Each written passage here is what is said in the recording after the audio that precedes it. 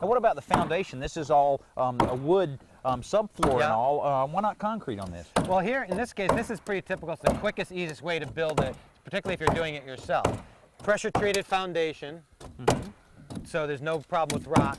And in this case, we're using what's called an on-grade foundation, meaning the solid concrete blocks sit right on the ground. Okay. We haven't dug them down. There's no concrete poured. And we're allowed to do that. And again, it differs from town to town, but in this part of Connecticut, you can go up to 200 square feet with an on-grade foundation. Anything larger than that, you have to put in a permanent foundation, which means digging down to the frost line and pouring concrete footings. But in this case, we just use solid concrete blocks. You notice that we have shims. We just leveled it up out front. There's only 2 block. Back here, we have 3 or 4 block.